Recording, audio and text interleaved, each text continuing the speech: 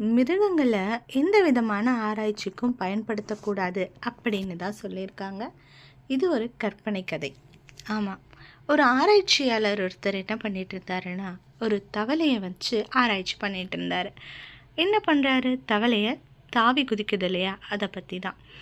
தவளை 4 கால்களுக்கு இருக்கும். அந்த 4 கால்களை வச்சு எப்படி தாவுது அப்படின்னு பார்க்குறாரு முதல் தடவை. அடுத்ததாக என்ன பண்ணுறாரு, ஒரு காலை மட்டும் வெட்டிடுறாரு. இப்போ தாவ சொல்கிறாரு. அதுக்கு தாவறதுக்கான ட்ரைனிங்கும் கொடுத்துருக்காரு. தாவு அப்படின்னா அது தாவும். இப்போ ஒரு காலை வெட்டிட்டாரா, வெட்டிட்டதுக்கப்புறமா தாவ சொல்கிறாரு அந்த தவளையை. அந்த தவளையும் அந்த ஆராய்ச்சியாளரோட கட்டளைக்கு அடிபணிஞ்சு கொஞ்சம் வலியோடவே தாவுது. அடுத்ததாக என்ன பண்ணுறாரு, 2 காலை வெட்டுறாரு. ரொம்பவும் சிரமப்படுது, இருந்தாலும் தாவுது. அடுத்தது 3 கால்களையும் வெட்டிட்டு தாவ சொல்கிறாரு. அதால் முடியல, இருந்தாலும் முயற்சி செய்து தாவுது. இப்போ என்ன பண்ணுறாரு, 4 கால்களையுமே வெட்டிடுறாரு. இப்போ அந்த தவளையை தாவணும் அப்படின்னு சொல்கிறாரு. அப்போ அந்த தவளையால் முடியலை.